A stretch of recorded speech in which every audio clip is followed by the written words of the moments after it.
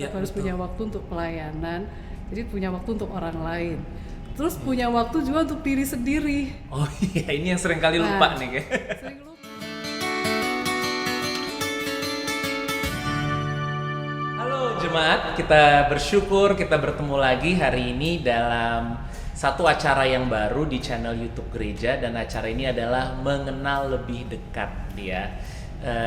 Karena kita nggak sadar kadang-kadang orang-orang yang Tuhan taruhin di sekitar kehidupan kita itu ternyata punya banyak cerita, dan dari dalam cerita kehidupan mereka itu bisa jadi inspirasi, bisa jadi teladan, bisa jadi berkat, bisa jadi sesuatu yang kasih kita semangat lagi gitu. Jadi saya percaya acara ini bisa jadi berkat buat setiap kita, dan biar cerita-cerita inspiratif dari orang-orang yang ada di dekat kita, di sekitar kita. Mungkin kalau di gereja kita ketemu cuma senyum, say hi, tanya apa kabar, salaman gitu ya. Tapi lewat acara ini biar kita bisa lebih dekat lagi mengenal ya, dan belajar lebih lagi dari orang-orang yang ada di sekitar kita, khususnya orang-orang yang ada di GBI Fatmawati ini.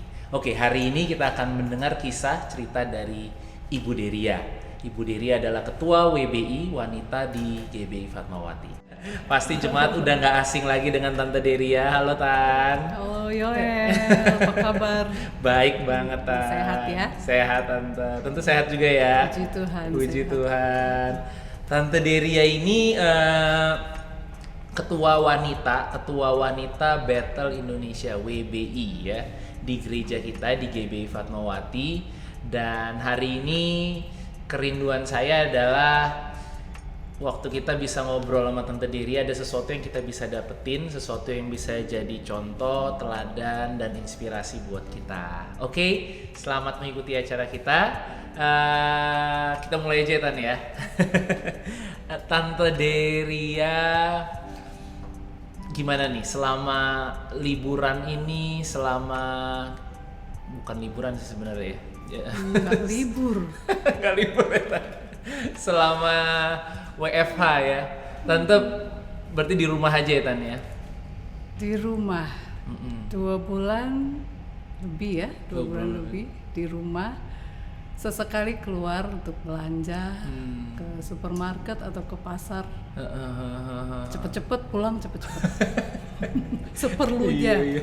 Dimana-mana orang juga udah pada pakai masker semua lagi Iya, kan ya. harus ya. Jadi kayak mungkin kalau keluar lama-lama kayak kita nggak nyaman sendiri gitu kali Tan ya.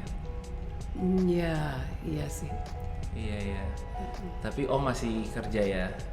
Masih dia setiap hari, enggak setiap hari lah ya, tapi cukup sering karena harus kirim barang, ngambil barang ke pabrik, kirim ke toko, kadang-kadang ada penagihan dan sebagainya masih dilakukan. Jadi Karyawan masih juga tetap masih pergi keluar. melakukan, tapi lebih terbatas sih, nggak seperti biasanya. Iya. Nah, Tante Deria ini kan ketua wanita, ketua ibu-ibu departemen wanita di gereja kita. Mau tanya dulu nih, mungkin biar jemaat semua bisa tahu, Tante Deria tuh ketua WBI udah berapa lama Tante? Berapa lama ya? Lama banget. Kalau nggak salah mulai tahun 2002 atau 2003. Pastinya sih sudah lebih dari 17 tahun. Wow, mau 20 tahun ya Tan ya? Iya. Kayaknya soalnya ibu-ibu nyaman sama Tante Deria jadi. Atau karena nggak ada yang mau. Oh gitu, bisa juga. Iya. Tapi gimana ya? Soalnya mungkin figurnya Tante Deria itu kalau WBI itu udah ingetnya pasti langsung Ibu Deria gitu, langsung inget Tante gitu. Gitu ya? Karena udah lebih dari 17 tahun itu kali ya Tan ya? Udah lama juga. Tante ingat itu Mama Helen sekitar mungkin akhir 2001 atau akhir 2022 lah itu. Jadi Tante Helen bilang begini, Tante Ria siap-siap ya gitu, untuk memimpin WBI. Terus satu hal yang Tante nggak bisa tolak, dan itu Tante nggak bisa lupa sampai hari ini, karena Mama Helen bilang begini, saya sudah berdoa, Lalu yang kelihatan adalah wajahnya Tante Dery. Beliau biasa panggil saya Tante Dery, bukan Tante Deria ya, Tante Dery. Terus bagaimana mau nolak? Karena Mama Helen sudah doa, lalu yang kelihatan katanya wajahnya Tante Dery. Langsung dikunci. Saat itu sebetulnya usia Tante sepertinya belum 40 ya, sekitar antara 39 sampai hampir 40. Ya sudah Tante terima itu. Tante terima itu. Wow. Panggilan itu Tante terima sampai hari ini. Oh, so good. Apa tuh Tan suka dukanya jadi memimpin ibu-ibu? Berarti IBBI itu ibu rumah tangga ya Tan ya? Ibu rumah tangga Iya, dari sebagian ibu-ibu besar. muda ya, ibu-ibu muda sampai oma-oma juga ada ya. Iya. Sekarang tuh berapa orang ya Tan ya jemaat BBI ya?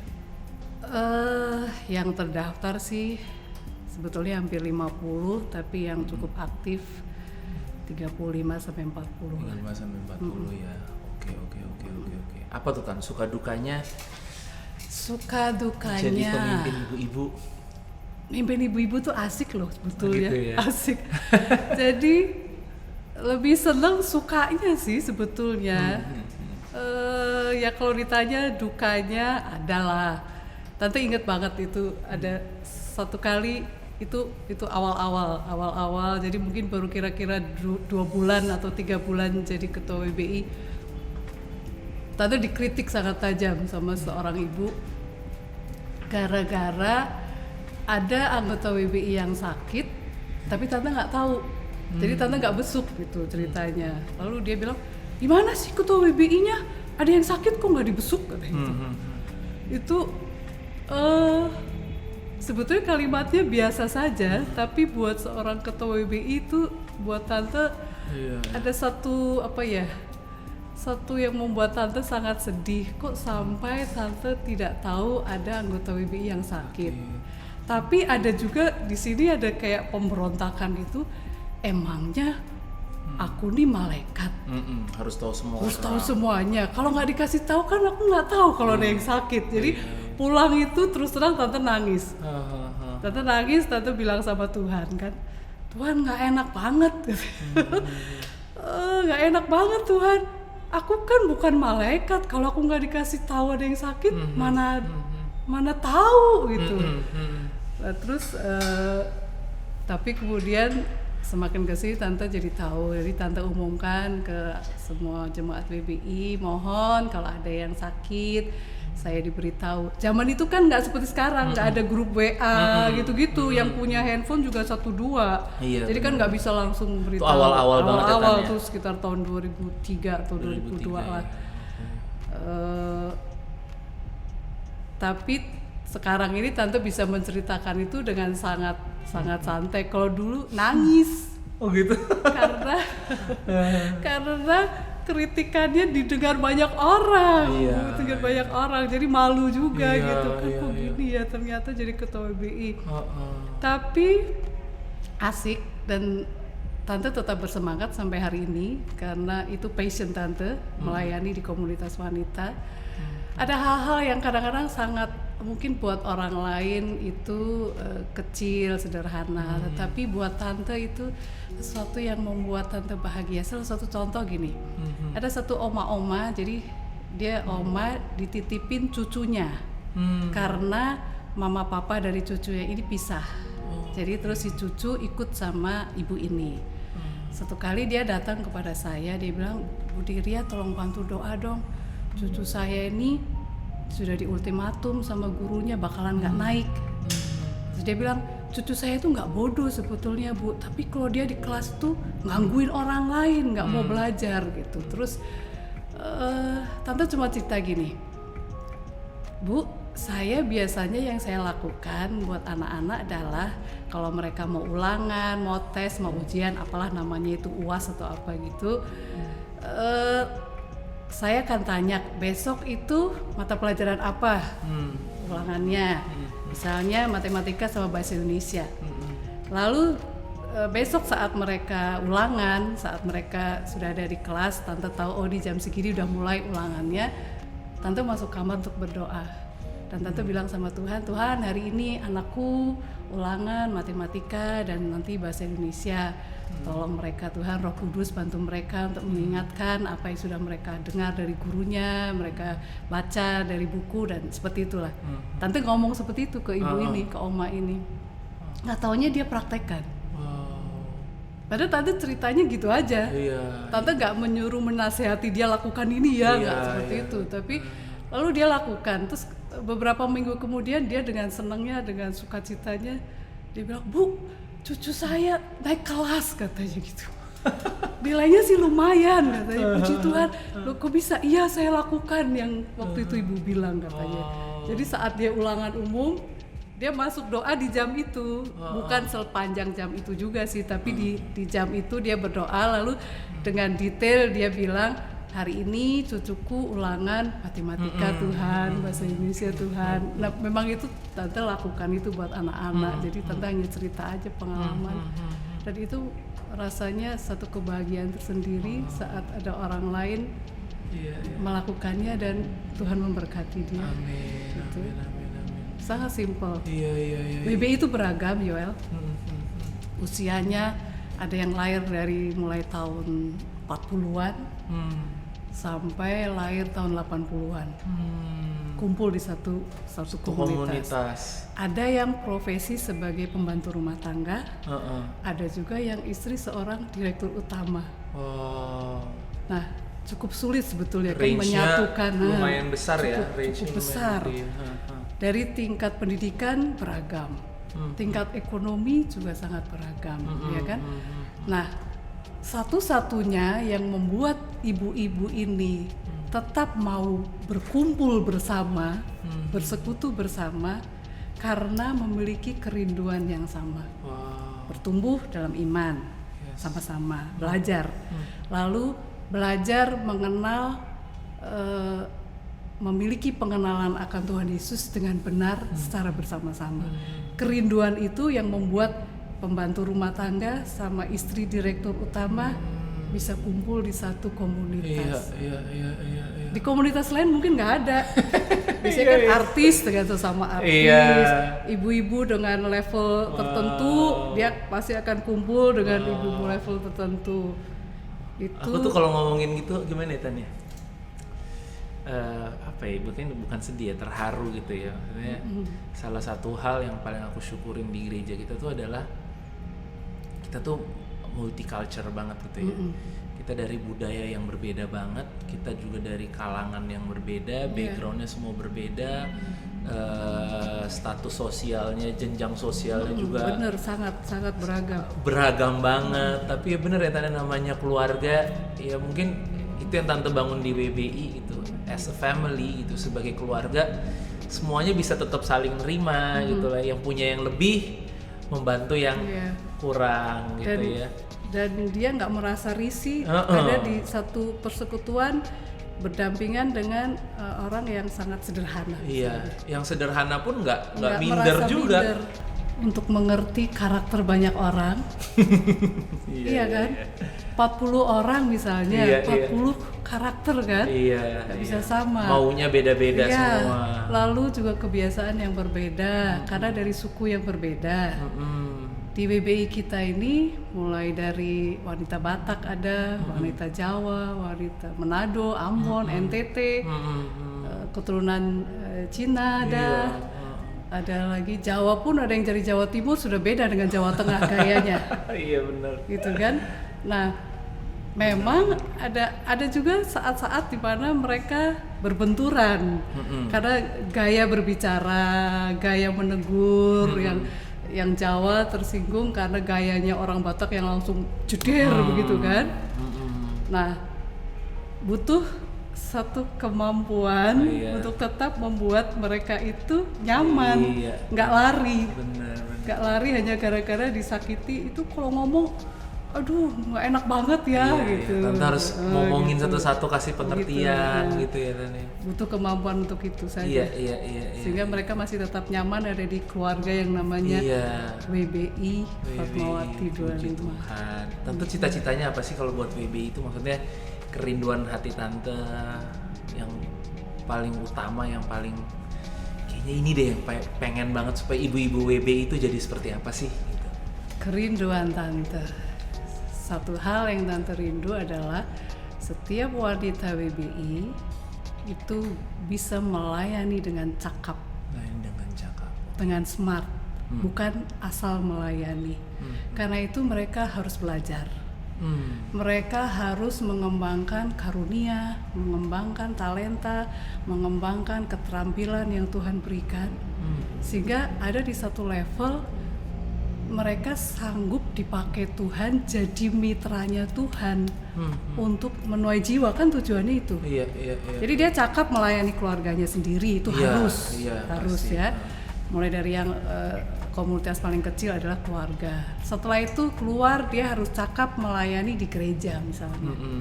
Dia harus cakap melayani masyarakat di sekitarnya. Dia harus bisa melayani jiwa-jiwa kalau Tuhan sudah pakai dia untuk pelayanan menjangkau jiwa-jiwa. Dan itu harus belajar. Iya. Nggak bisa instan, Yoel. Iya, benar. Nggak bisa instan. Jadi kerinduan tante itu setiap wanita harus terus belajar dari pengalaman hidup, belajar dari setiap proses yang Tuhan izinkan, belajar dari hidup ini. Itu di teori banyak, bisa buka internet bagaimana melayani dan sebagainya. Iya. Tapi itu nggak langsung bisa diterapkan. Prakteknya nggak segampang itu ya Tania. Nggak segampang itu. Iya, oke. Nah sekarang mungkin pertanyaan aku lebih ke keluarga tante nih. Tante kan sekarang punya 2 anak yang sekarang udah dewasa gitu ya. Iya. Terus sekolah minggunya bareng aku juga, anak-anak tante gitu. Joel kan. guru jadi. Iya. Nah gimana tante tuh bisa melakukan peran sebagai ibu ya buat anak-anak yang sekarang sudah dewasa? Karena kan pasti kan waktu dia masih kecil sama dia remaja sama dia dewasa kan Beda. peran kita jadi orang tua kan pasti beda gitu kan. Maksudnya mungkin ini jadi pertanyaan banyak ibu-ibu ya di rumah gitu, karena ya namanya anak-anak misalnya jadi remaja atau terus dia beranjak lagi, dia mulai kuliah, pasti kan banyak perubahannya gitu, dan cara kita approach, cara kita deketinnya juga nggak mungkin sama gitu kan ya Tania. Maksudnya gimana cara tante tuh melakukan peran tante sebagai ibu buat anak yang udah dewasa? Saat mereka kecil, tante mungkin lebih banyak berperan sebagai guru ya, ngajarin mereka mana yang boleh, mana yang tidak boleh dan sebagainya. Lalu mereka mulai beranjak remaja, ada sedikit peran jadi kayak polisi. Jadi polisi. Plus jadi intel. Iya. Dengan siapa mereka bergaul, tante harus tahu kan. Lalu kemana mereka pergi gitu. Iya. Jadi tante nggak bebasin gitu aja juga ya? Iya. Bebas tapi juga tidak bebas sekali. Iya. Karena waktu misalnya mereka mulai masuk SMP, kadang-kadang kan aku pengen makan barengan teman-teman di mall gitu. Itu tante itu masih ngantar mereka sampai di mall. Terus mereka ketemu temannya, tante melakukan hal yang lain, belanja atau apa. Begitu selesai, nanti selesai jam berapa? Jam 2 mah. Ya sudah, jam 2 mereka ketemu tante. Ketemu di sini ya. Seperti itu. Itu ya sedikit seperti polisi sebetulnya. Tapi setelah mereka SMA mereka nggak akan mau lagi. Nah sekarang setelah mereka dewasa, karena mereka belum menikah kan, mereka masih tinggal sama tante. Peran tante lebih ke sebagai konselor. Konselor. Jadi saat mereka butuh untuk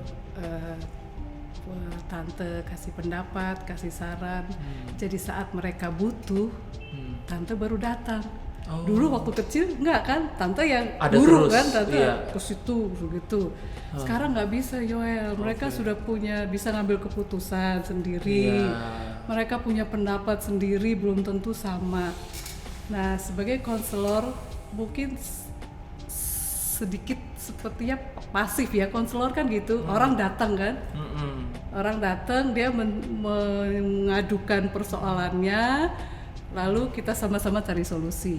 Artinya solusi bukan dari tante, sama-sama. Sama-sama gitu kan. Sama-sama dicari solusinya begini, bagaimana. Kalau toh mereka tidak bisa menerima apa yang tante sampaikan, it's okay. Nggak apa-apa, itu pilihan mereka. Pilihan, gitu, tetapi ada konsekuensi kan. prinsipnya itu, tante dari kecil mendidik mereka. Bagus. Setiap keputusan ada konsekuensinya, setiap tindakan ada konsekuensinya. Iya, iya. Jadi mereka tahu konsekuensinya itu, pelanggaran pasti ada konsekuensi. Iya. Itu aja. Iya, benar. Kuncinya cuma di situ. Kalau sebagai istri gimana Tan perannya di rumah sebagai istri? Sebagai istri. Berarti kalau sebagai ibu kan ya kalau sekarang ini sebagai konselor mungkin ya sebagai temen juga kali Tan ya, sahabat. Ya. Giliran ada sesuatu yang mereka perlukan mereka pasti bisa lari ke tante dan tante selalu ada buat mereka gitu kan. Nah kalau buat harus ya iya harus ada harus ada, harus memberi waktu, harus ada saat mereka perlu gitu. Oke. Kalau sebagai istri gimana tante? Sebagai istri sebagai istri tante nggak bisa keluar dari apa yang Tuhan sudah tetapkan. Adalah peran istri itu penolong. Peran istri penolong buat suami kan, penolong yang sepadan. Sebagai penolong nggak bisa blow on. Itu prinsip tante. Good. Tante harus banyak belajar bagaimana tante bisa menolong suami kalau tante nggak ngerti. Iya tadi ya perempuan wanita cakap itu ya Tan ya. Tante harus banyak belajar agar bisa jadi mitranya suami. Mitra dalam didik anak, kan harus sama-sama kan, Yoel? Iya benar. Terus mitra dalam mengelola keuangan rumah tangga. Iya. Kan tante juga harus belajar bagaimana bijak dengan uang yang ada cukup, dan itu harus sama-sama dengan suami kan. Mitra dalam mengelola bisnis karena sekarang suami wira swasta. Mau nggak mau kan tante harus belajar. Itu bener ya, tante mempelajari pajak itu tante baca, tante pelajari. Biar apa? Biar harus bayar pajak, PPN itu harus bagaimana sih? Wow. Itu tante pelajari. Tante bantuin ngurusin itu juga laporan. Secara pajak. langsung tidak sih, karena ada Aryo kan, ada konsultan pajak juga. Tapi di awal-awal kan kalau kita diskusi berdua dengan suami, ternyata sebagai perusahaan gini kita harus bayar PPN, kita harus bayar pajak yang namanya pajak massa, kita harus punya bayar pajak tahunan dan sebagainya. Itu banyak orang kan ribet, nggak suka gitu biasanya. Iya. Ya tante pelajari sekedar kalau omong-omong dengan suami, ya minimal tante bisa lah gitu omong-omong. Iya. Nggak apa ya. Suami mau ngomong gini, tantenya nggak ngerti mau jawab apa gitu. Iya benar. Nah, jadi ibu-ibu di rumah juga harus tetap, apalagi sekarang kan belajar gampang ya Tan ya, maksudnya komputer gampang, dari HP malah gitu. Banyak hal bisa gampang dipelajari. Jadi intinya sih satu, untuk bisa jadi penolong yang sepadan ya.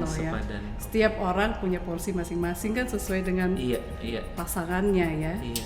Nah buat tante, karena pasangan tante sampai sekarang masih melakukan aktivitas pekerjaan, ya tante harus belajar untuk mengerti apa yang dia lakukan agar bisa jadi apa ya, jadi penolong lah. Kalau penolong nggak ngerti apa yang harus terpisah ditolong gitu ya, nggak om sendiri tante sendiri gitu ya. Mau tidak mau nggak mau tante harus tetap jalan bersama-sama dengan tapi tetap di dalam prinsip yang sudah diatur oleh firman Tuhan, bahwa suami adalah kepala di dalam keluarga, dia pemimpin.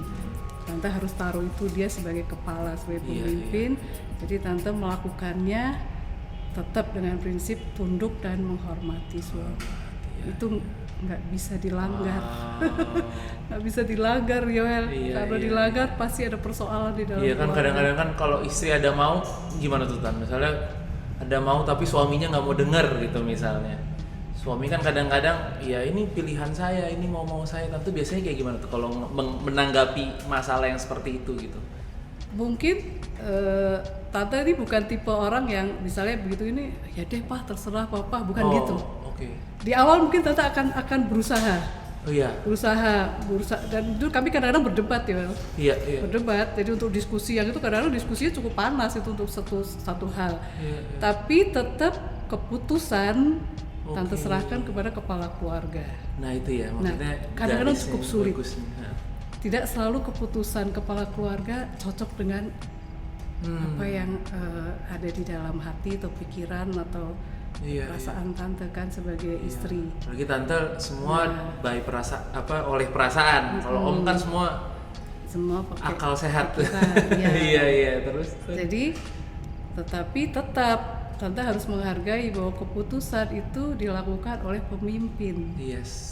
Nah, memang kalau pemimpin salah ngambil keputusan, dampaknya adalah kepada seluruh anggota keluarga. Iya. Dan itu normal lah. Setiap keluarga biasanya ngalami pemimpin salah mengambil keputusan, atau suami atau ayah salah mengambil keputusan, akhirnya istri dan anak-anak terdampak. Tidak apa-apa. Tapi dari situ kan belajar. Bener. Dari situ belajar, itu proses. Bener.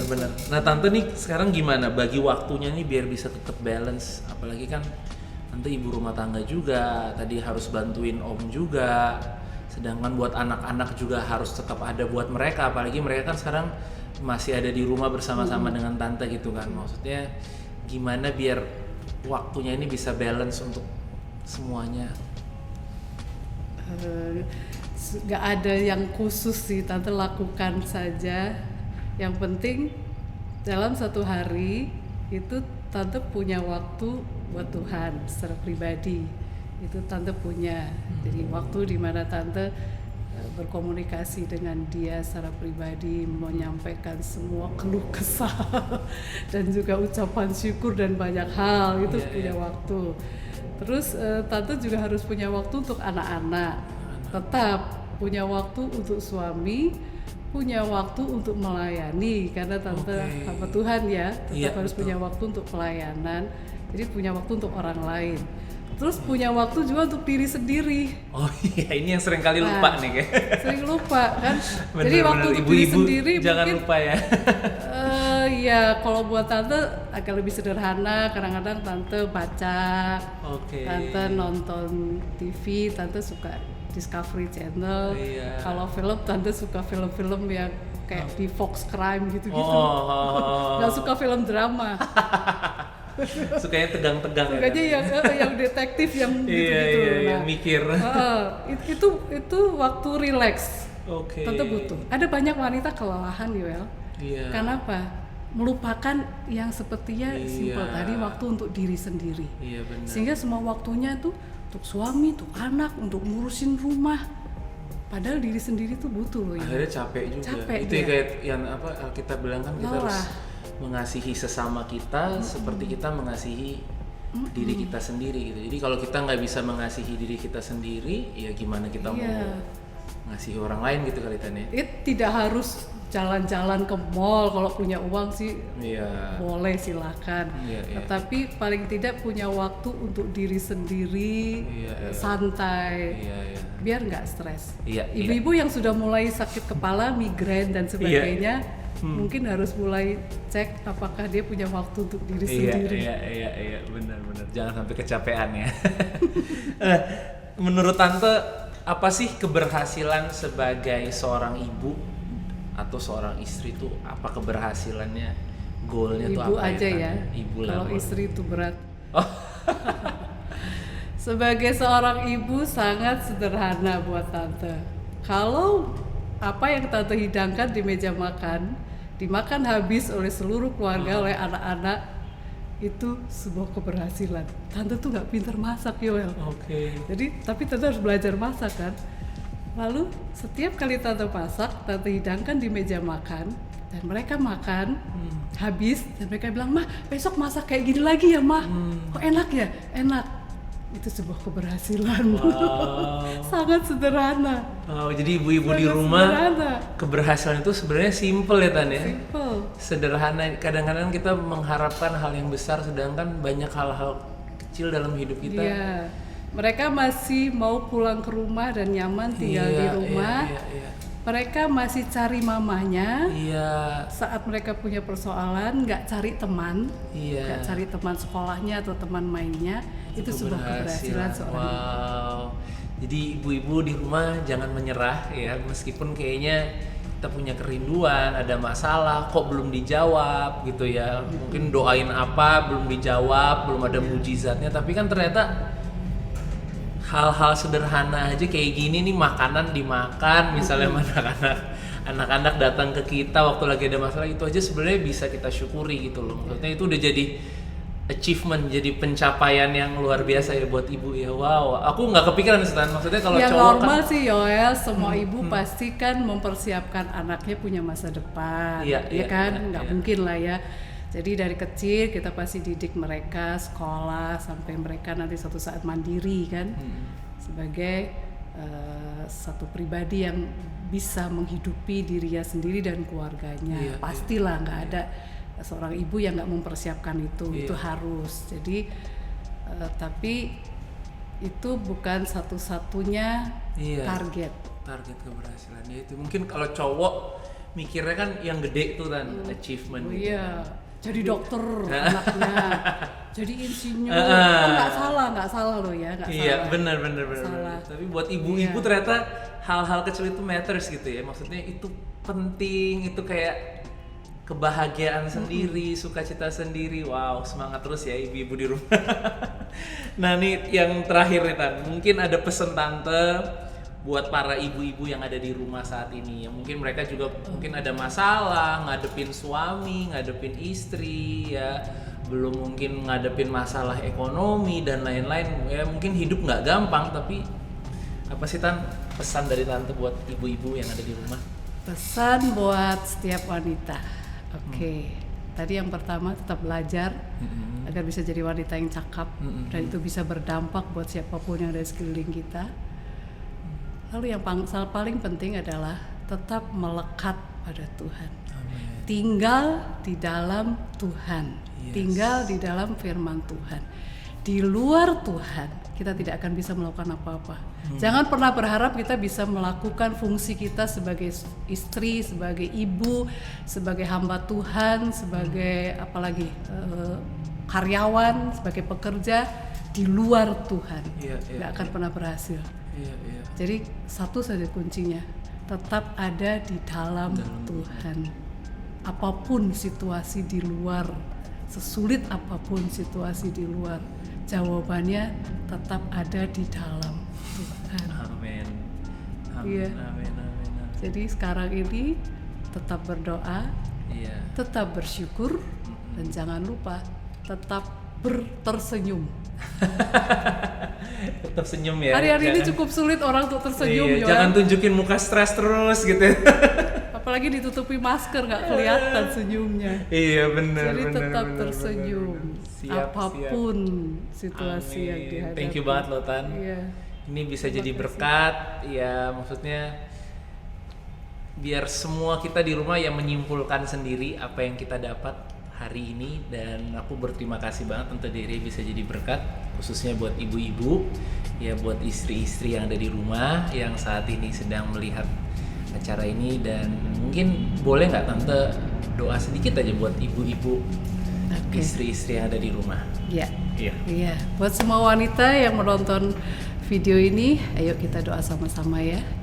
Bapa, kami bersyukur Engkau menciptakan kami sebagai seorang wanita, satu ciptaan yang spesial Tuhan, dan kami mensyukuri karena kami adalah seorang wanita. Tuhan ciptakan kami menjadi penolong buat suami. Tuhan beri kami satu fungsi sebagai istri dan juga sebagai ibu. Terima kasih Tuhan, Engkau luar biasa.